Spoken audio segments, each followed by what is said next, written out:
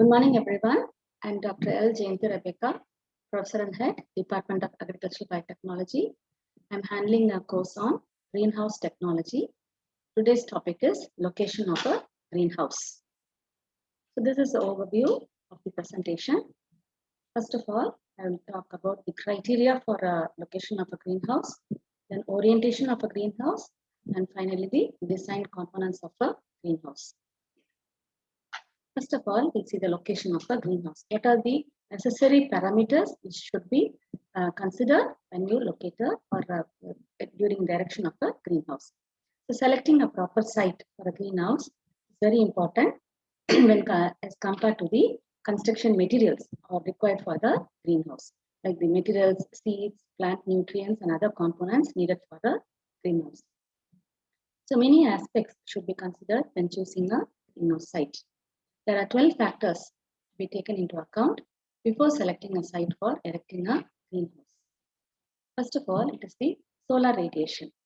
So sunlight is very, very essential for the greenhouse. So since plants require light for photosynthesis, it is critical to determine how the sunlight will reach them. So low light reduces the photosynthesis and causes slow growth and fruit and flower abortion. This results in a low yield and minimal financial return. So therefore, the location of a greenhouse and the time of year make a big difference in photosynthesis. Locations that don't receive enough solar radiation in the winter will need supplemental lighting for a proper growth. Next is the water. About 4 liters of water mixed with nutrients is needed daily to supply for each plant. So for one plant itself, 4 liters of water is required. In addition to the water needed for evaporative cooling, which is about 40,000 to 60,000 liters an acre each day. So the amount of water used is plenty here. So we can recycle nutrient water to increase the water use efficiency. So an initial water analysis should be done to assess salt and the pH level. pH levels should be adjusted according to the requirement of the crop. So water plays a major role here for growth of the plant. Next is the elevation. So first we saw the sunlight, then next is the water, third one is the elevation. Elevation affects the high summer and low winter temperatures and will affect the cooling and the heating cost. For example, tomatoes function best between temperatures of 15 degrees centigrade to 30 degrees centigrade. So this varies between crop to crop. At a higher altitude, there are several ways to control the temperature. You can place plastic jugs of water around the plants when it is cold. The water will garner or remove all the heat during the day and hold it during the night when the temperature drops. So place a temperature alarm in the greenhouse during colder months to alert us when the temperature drops. We can place a ceramic heater in the house to increase the temperature. So all are given for cooler areas. For a rigid structure, an automatic bench opener is used to control the heat. And for a soft structure greenhouse, we can use a flap to permit the heat reduction. Mostly the soft structure might be plastic, polythene. During the summer, an automatic water system is used, possibly one that include misters. So mist chamber, initially greenhouses are called mist chambers. We can use misters to cool down the interior of the greenhouse. During the winter, all hoses are disconnected to prevent the pipes freezing up and watering can be done manually by hand. Next is the microclimate. So there are many different factors that can affect the environment, including the latitude. So sea level at the poles will always be colder than sea level at the equator. And large bodies of water will heat up and cool down much slower than the land masses. Objects that cast shade on the greenhouse should be taken into consideration while erecting a greenhouse. So shade is we should not allow the shade to fall on the greenhouse. Mountains also have the ability to affect wind and storm patterns. So we select a place where there is no shade. Other environmental considerations include clouds and fog, which can gather at certain times of the day in specific areas and reduce sunlight and photosynthesis. high wind that can cause structural damage and take the heat away from the greenhouse. And blowing dust and sand will raise the greenhouse glazing. And finally, the snow. So all these factors should be taken into consideration. So microclimate is also very important. Next is the pest pressure.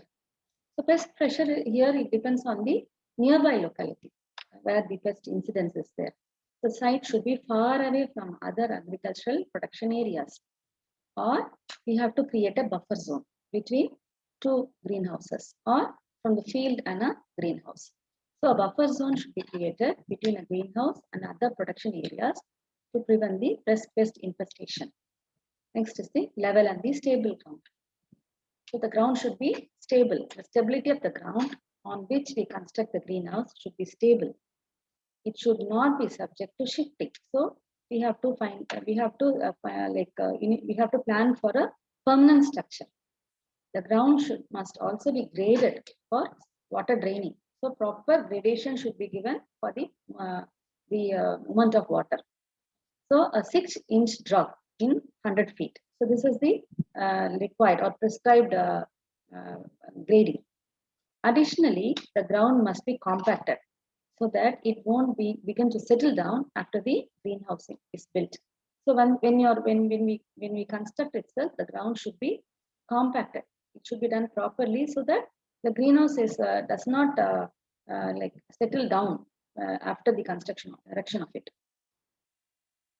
Next is the utilities. Utilities are nothing but what we require.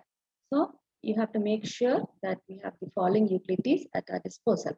One is the telephone service, then 3-phase electricity, fuel for heating or carbon dioxide generation. Heating is if we use the greenhouse for heating purpose. Natural gas is may be required, propane, fuel oil, electricity, or solar energy, or compost or wood chips or nut hulls. If we use for firewood, they can be used. Next is the road. So proper access is very important. So access to good roads is a must. For example, if roads are unpaved, then when we transport our harvest, the foods will be subject to all of the rocky movement of the vehicle, which could lead to bruising, crushing, and other major damages. So this will result in a loss in our product. North-south orientation, the greenhouse as well as the plants inside the greenhouse should be oriented north-south, especially in southern latitudes, to maximize the amount of light that enters and to create the best ventilation possible. Capability of expansion. Always we have to plan for the next expansion. So it is advisable to purchase more land than we initially need so that we have the possibility of expanding it further. So this provision also should be done. Availability of labor. So this greenhouse is a labor intensive.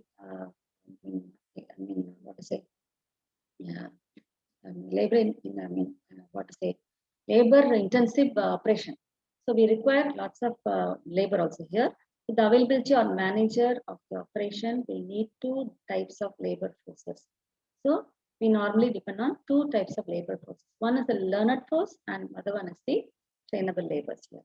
So trainable laborers are nothing but they are regenerable laborers workforce, and these laborers will take care of the plant and fruit harvesting and packing.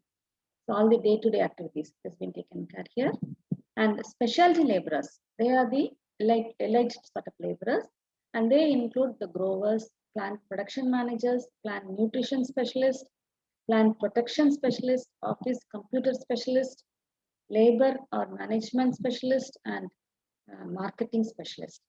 So these people are all professionals. So this labor is very important. Next is the management residence. So this is another one. When you select a location, we have to give provision for the manager or growers or managed to stay close by in case of any kind of emergency. Next is the orientation. So we have seen what are the basic parameters which should be taken into consideration while locating a greenhouse. Now the orientation of a greenhouse or a polyhouse.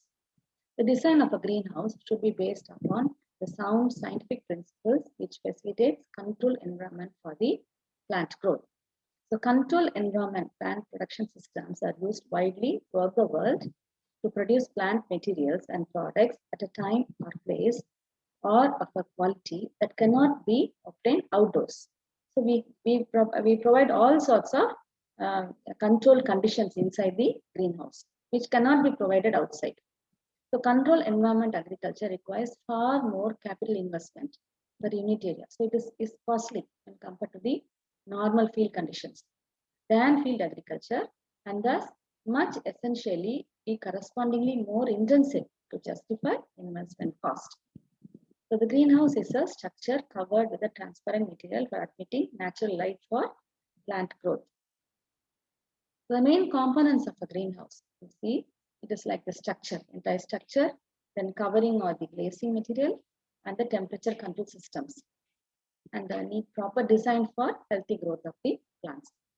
So under Indian conditions, quonset type multi-span greenhouse is most suitable because of its low cost and ease of application. So this is the pipes, using the bent pipes. So this form of greenhouse is commonly available throughout India. Ultraviolet resistant low density polythene, single film cladding of 200 micron thickness is sufficient for naturally ventilated greenhouse and fan and pad greenhouses. So this is the UV LDPE. This type of cladding material is normally used in many types of greenhouses which are naturally ventilated. So this should be fully tightened by stretching on the structure to avoid flutter and tearing.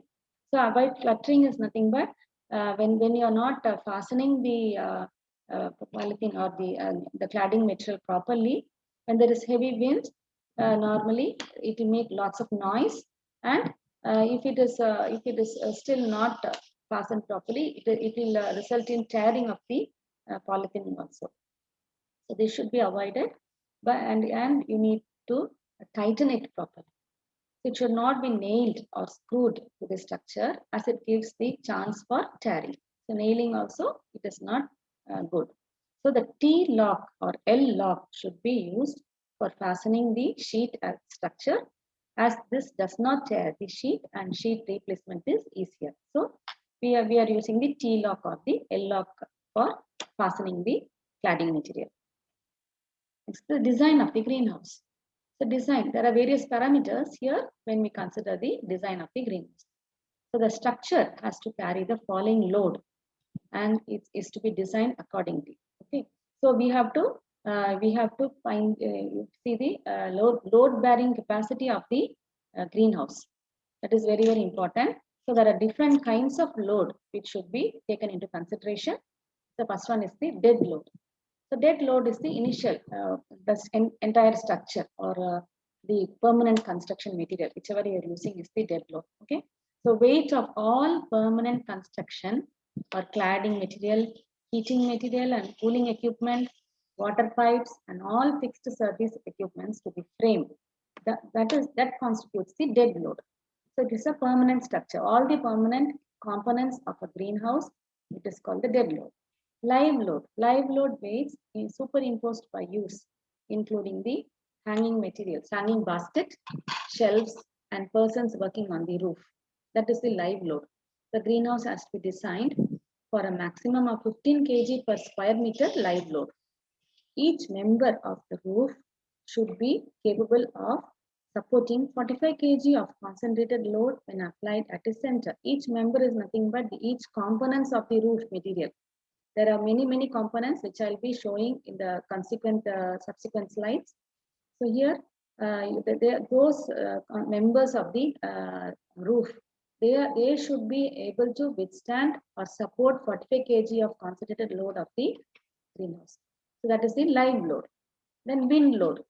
Wind load is nothing but the load by the wind, due to the velocity of the wind, the pressure caused by the wind. The structure should be able to withstand winds of 110 kilometers per hour and at least 50 kg per square meter of wind pressure. Next is the snow load. So this is in cold areas, temperate areas. These are to be taken as per the average snowfall of a location And the greenhouse should be able to take dead load plus live load or dead load plus wind load plus half the live load. So this is this much it should withstand. The greenhouse must be fabricated out of galvanized iron pipes. This is for the Quonset. The foundation can be 60 into 60 into 60 centimeters or 30 centimeter diameter and 1 meter depth in plain cement concrete, PCC, and the ratio of 1:4:8. The vertical poles should be covered to a height of 60 centimeter by PCC, the thickness of 5 centimeter. So this avoids the rusting of the poles. Orientation of the greenhouse. So this is for the wind direction, latitude or location, and type of the temperature control. Single greenhouses with latitude above 40 degree north should have ridge running east to west to allow low angle light to enter from side rather than the ends. So below 40 degree north, the ridge of single greenhouses should be oriented from north to south since the angle of sun is much higher at this elevation. This orientation permits the movement of shadow of the gutter across the greenhouse. The location and orientation of the greenhouse should avoid falling of shadow on the adjacent greenhouses. So we have to see so many parameters here. First of all, the shade should not fall on the greenhouse. And here, the one greenhouse cannot create a shadow or cast a shadow on the nearby greenhouse also, when we have a multi-span greenhouse. To avoid the shading effect from one greenhouse to another greenhouse, these should be oriented east-west. However, the wind direction and latitude are also to be considered. Wind effects. If the greenhouse is naturally ventilated, the advantage of natural wind direction has to be taken in the maximum possible. The maximum dimension or length of the greenhouse should be perpendicular to the wind direction, especially in summer. For fan and pad greenhouse, the natural wind direction should be same as the air blown by the fan. Next is size of the greenhouse. The dimension of the NAV. NAV is the Dynamics NAV or Navision. This is by the Microsoft. This is an ERP team, ERP being, and it has been used by many organizations. And greenhouses also have lots of manpower. So this particular NAV greenhouses should not be more than 50 meters into 50 meters. Bigger the greenhouse, more will be the temperature built up due to the poor ventilation. The length of the evaporatively cooled greenhouse should not be more than 60 meters. Spacing between greenhouses. The spacing between naturally ventilated greenhouse should be 10 to 15 meters so that the exhaust from one greenhouse should not enter the adjacent greenhouse. So this is the basic parameter. It should be 10 to 15 meters so that exhaust from one greenhouse should not enter the next one. Height of the greenhouse. The maximum height can be up to 5 meters or 50 meters into 50 meters and greenhouse, and this can be reduced as per the reduced size of the greenhouse. Accordingly it can be reduced. Higher is the greenhouse, more is the wind load for structure and glazing. The side ventilation can be of 2 meters width and roof ventilation is 1 meter in width. The structural design. The greenhouses are to be designed for necessary safety, serviceability, general structural integrity, and suitability. The structure should be able to take all the necessary dead, live, wind, and snow loads. The foundation, columns, and trusses are to be designed accordingly. The greenhouse structures are to be designed to take up the loads as per design loads prescribed by the National Greenhouse Manufacturers Association. This is for USA, and we have Indian standards also. I'll be telling those Indian standards also. The components of the greenhouse. So here there are various components. So I've given the definitions for the components. So first of all, roof. So roof may be of polythene or glass or whatever. It is transparent cover of the greenhouse. That is the roof here. Gable, transparent wall of a greenhouse. That is called the gable. Then cladding material. The transparent material mounted on the walls and roof of a greenhouse. That is called the cladding material. Rigid cladding material. The cladding material with such a degree of rigidity that any deformation of the structure may result in damage to it. Example is glass. So that is the most rigid structure used in a greenhouse. Flexible cladding material. So cladding material with such a degree of flexibility that any deformation of the structure will not result in damage. Example, plastic. Gutter. Gutter collects the rainwater and snow, which is placed at a elevated level between two spans. Span is nothing but the distance between the greenhouse or length of the greenhouse. Column, vertical structure member carrying the greenhouse structure. That is called the column. Purlin. Purlin is nothing but a member who connects the cladding supporting bars to the columns. Okay, cladding material to that is the supporting material for the cladding material. So that is supported to with a column. That is called the purlin. So ridge, highest horizontal section in top of the roof. Girder, horizontal structure member connecting columns on gutter height. Bracings, to support the structure against wind. Arches, members supporting covering materials. And foundation pipes, it is the connection between the structure and the ground. The span width, center or to a center distance of the gutters in multi-span greenhouses. Greenhouse length, the dimension of the greenhouse in the direction of the gable. Greenhouse width, the dimension of the greenhouse in the direction of the gutter. Gable, I told you earlier, it is the side walls. So here in this picture, we can see all these whatever I've told you now. The glazing bars on the side, gutter on the corners, you can see top corners. Then eave, then ridges also on the top. Then roof guttering, then roof vent is there opening. Then shelf is there, staging, and here you can see some pot and the wind and the openings vent for the air circulation also is given, or sometimes to cool the greenhouse, interior of the greenhouse. So here, in the roof itself, you can see there's pipes here, full of pipes here. And purlin is nothing but the parallel rods which are used to tighten the polythene material here. Then wind brace.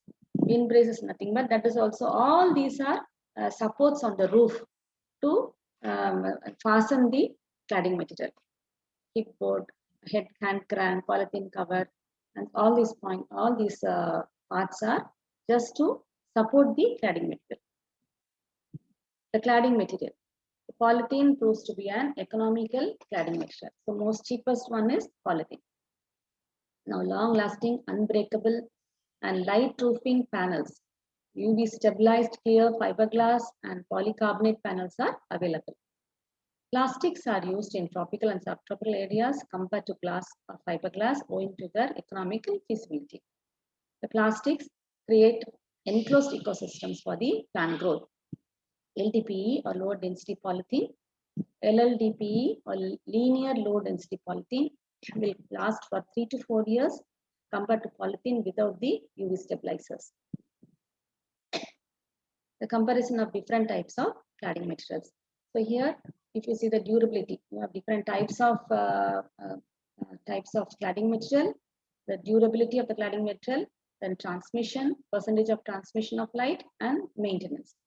So polythene, if you take this for durability is 1 year, and light transmission is 90%, heat is 70%, and maintenance is very high. You have to do lots of maintenance here. Then polythene UV resistant, 2 years. So if it is UV resistance means the durability is increased here. 90% of transmission, light transmission, 70% of heat transmission, then high maintenance. Fiberglass is 7 years, then 90% of light transmission, 5% of heat transmission, and you have low maintenance. The next one is the Tedlar coated fiberglass, which lasts for 15 years. Then you have 90% of light transmission, and again 5% of the heat transmission, and maintenance is very low. Double strength glass. So this is 50 years. And 90% of the light transmission, 5% of heat transmission, and maintenance also is low. Polycarbonate, this is also 50 years, and you have 90% of light and 5% of heat, like the others, and the maintenance is very, very low. Next is the components of the other components of the greenhouse. The greenhouse is a structure made of assembling different parts of the components, and each part has specific role in the greenhouse structure. So each part has a specific role. It is covered with transparent material for admitting light for the plant growth. The main components of greenhouse like structure, covering, glazing, temperature control systems need proper design for healthy growth of the plants. Then freestanding or ridge and furrow greenhouses are two common styles of commercial greenhouses. Freestanding one is the concept, which will accommodate many growing situations but presents height restrictions near the side walls. Another freestanding style is the single gable greenhouse, and its many variations. The ridge and furrow or gutter connected greenhouse are joined at the eave by the common gutter.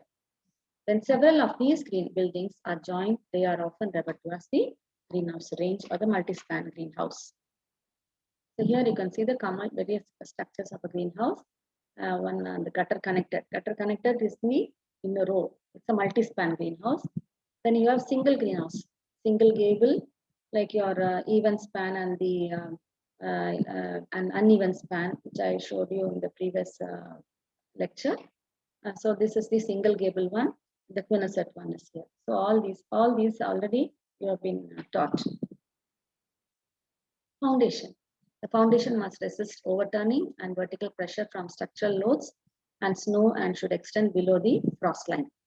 The concrete is the appropriate material for permanent structure. A 2500 psi or greater mix should be chosen when ready mix concrete is used. So foundation should be invariably made of concrete. Unless the grower is constructing a greenhouse without the use of manufacturer, specific recommendations are usually provided for adequate durability of the foundation. The foundation stage of construction is critical, and consulting with the appropriate personnel, such as experienced builders, is highly recommended for erecting a greenhouse. The foundation, if you take, it should be 60 into 60 into 60 or 30 centimeter diameter, and 1 meter depth in PCC, and the ratio 1:4:8. The vertical pole should be covered in height of 6 centimeter, again by concrete. Thickness should be 5 centimeters, and this will avoid the rusting of the poles.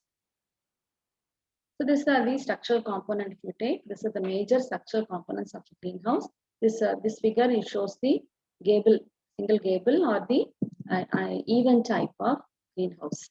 Structure the even type greenhouse. So you can see here, you have the foundation here below ground level, the footer and all. Then just above the ground level, you can see the curtain wall, then side wall, and side post, then gusset, and the sill is in here. I'll be explaining one by one the entire structure of the greenhouse. So you can see the eave. Eave is in the end corners of the just near the roof. Then you have the purlin. Purlin, as I told you, they are the members on the roof, which helps to tighten the your cladding material. It's balancing or the cladding material. Then you have the headers, you have the ventilators, the ridges, then rafters, strut, cords, etc. Okay. So here you can see the same picture I have kept here, so that it will be easy to understand. So here you can see the side wall. Side wall is in the picture. You can see the side wall. Side wall supports the trusses and bears the weight of the greenhouse. Truss is nothing but the framework of the greenhouse. This also a truss. Also, I told you when I taught you the types of greenhouses. It is set in concrete footing. Put down below, you can see the concrete footing. Just above that, you can see the side wall. And this is the side wall. It supports the truss and bears the weight of the greenhouse. Typically, it is spaced up 10 meters apart. So it is spaced 10 meters apart. Curtain wall. So curtain wall also you can see here. The first several feet of side wall above the soil line is called the curtain wall. They're usually made of some solid building material such as the poured concrete concrete blocks or bricks or treated lumber. Lumber is nothing but wood. Then you have the sill here and this side. Sill is the top of the, it is top of the curtain wall.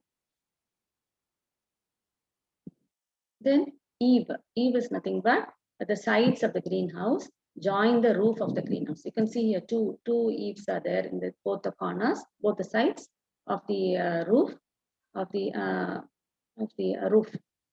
So here the top of the sides of the greenhouse, that is called the eave. Then truss.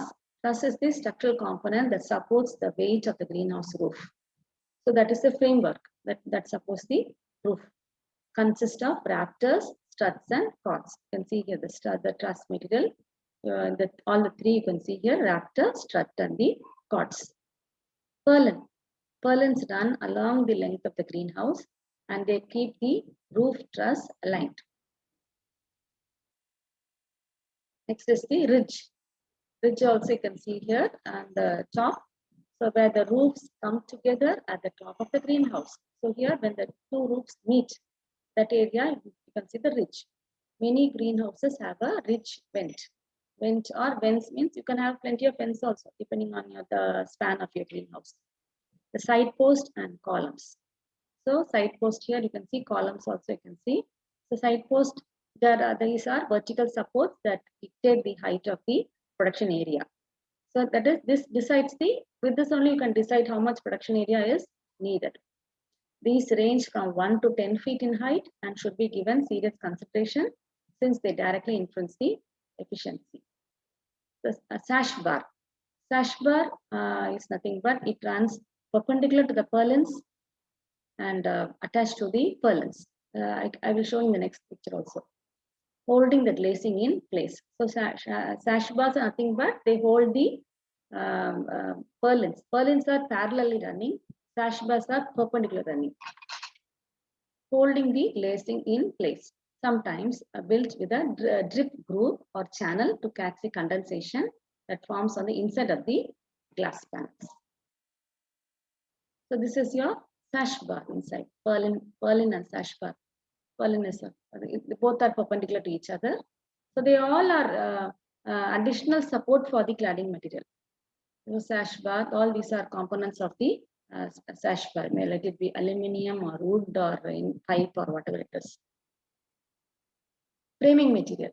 Aluminium is the most economical material for constructing the greenhouse frame. It can be shaped as needed to form various structural components of the greenhouse and needs no maintenance for installation. Aluminium framing also has the longest lifespan and allows for light reflectance. And steel is commonly used but must be painted or galvanized to resist the high moisture conditions within the greenhouse. The steel needs more maintenance than aluminium and is heavier and requiring additional support. So commonly used as aluminium. It is more cheaper also. Wood was once a common framing material, but it has steadily lost popularity for a number of reasons. The main disadvantage of wood is that it deteriorates over time. If wood is desired, pressure-treated lumber should be purchased and then treated with commercially available coatings. So insect resistance, all these matters you have to take into consideration when you take the wood.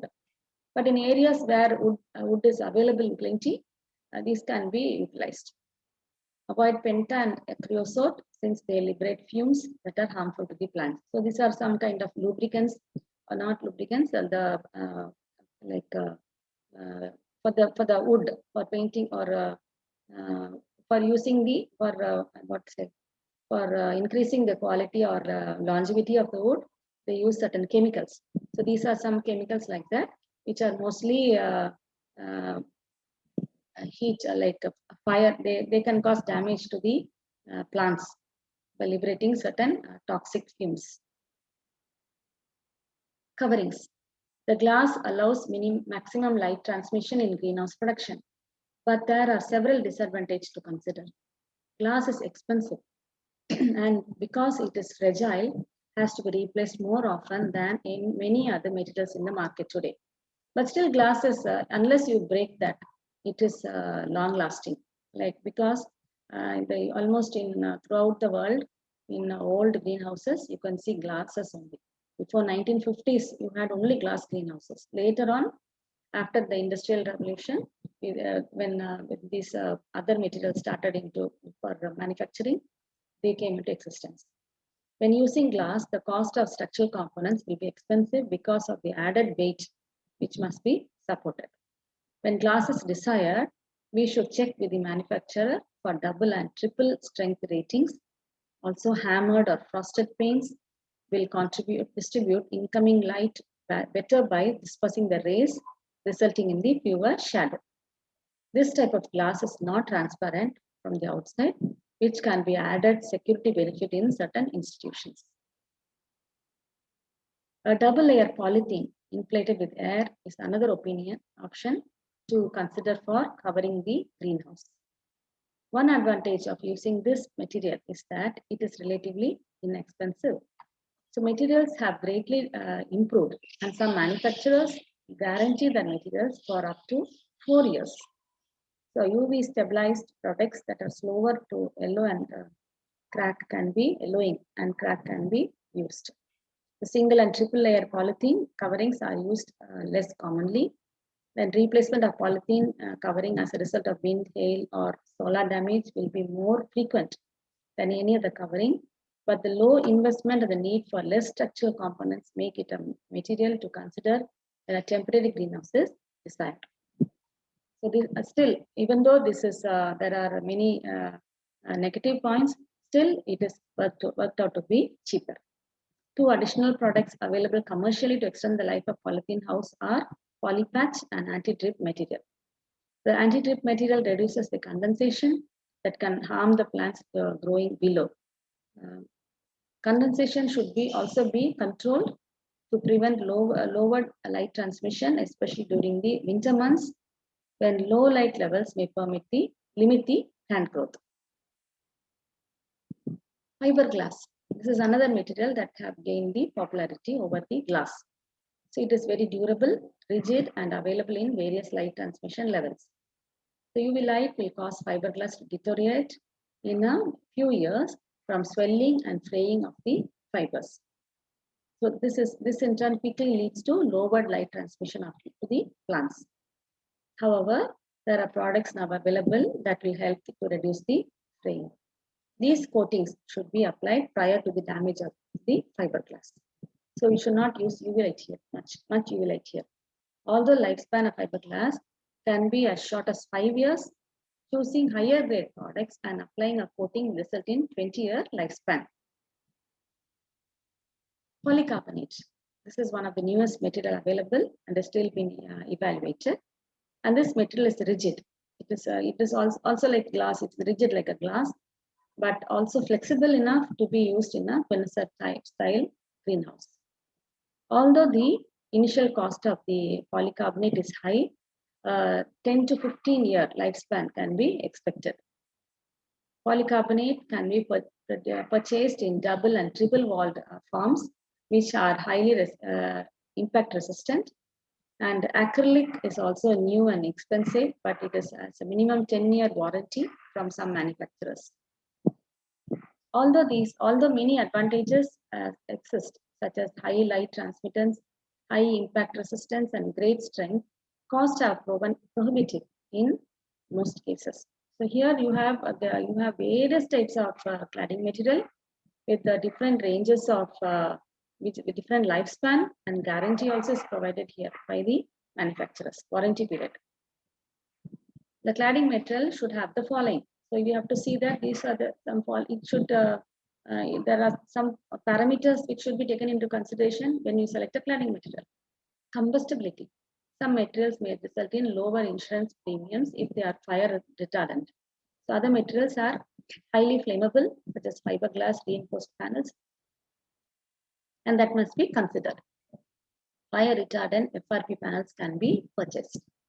Durability. Not only will this differ among materials, but also will be determined by whether they are 1 or 2 or 3 ply. Insulation. The R factor, which I told you in the last class, R factor is very important. We have to find that R factor and comparing for fuel savings, heat retention here. highest to lowest. Acrylic, double layer, polycarbonate, glass, polythene, fiberglass. All these are like depending on, it's classified depending on the heat retention. Keep in mind that this is related to the number and thickness of the layers used. Lifespan. So lifespan depends on the care, guarantee, etc. So care maintenance may be required to realize the lifespan claims from the manufacturer. Guarantee, read warranties carefully, as most will be limited. Shading compounds.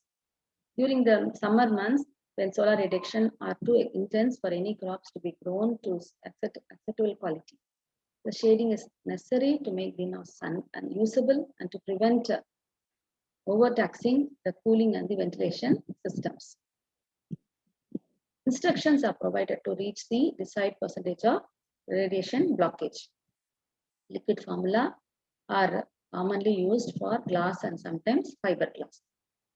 However, frayed fiberglass may absorb the light, making it impossible to remove when maximum solar radiation is again needed. Another alternative is to use the shade cloth. It can be purchased for % of solar radiation reduction desired depending on the crops grown. And depending on the local climate and the bioclimatic and requirements of the species to be cultivated, once the proper site has been selected, it will be necessary to choose the cladding material, the type of structure, and the architectonic shape of the greenhouse. So it is predictable climate generated by the greenhouse is not appropriate. Complementary facilities and equipment for climate control will have to be taken into consideration. We'll see the recap of today's lecture. So first of all, I've taught you about the different criteria for the location, what the parameters required for erecting a greenhouse or locating a greenhouse. Then the orientation, the proper orientation based on the shade or light falling on the greenhouse, and when there are two adjacent greenhouses, what type of orientation has to be maintained. Then how to create a buffer zone between two types of two greenhouses or one greenhouse and the field, and so on. And I taught you about the various components, design components. By showing the picture, I've told you the different components of a greenhouse. Thank you.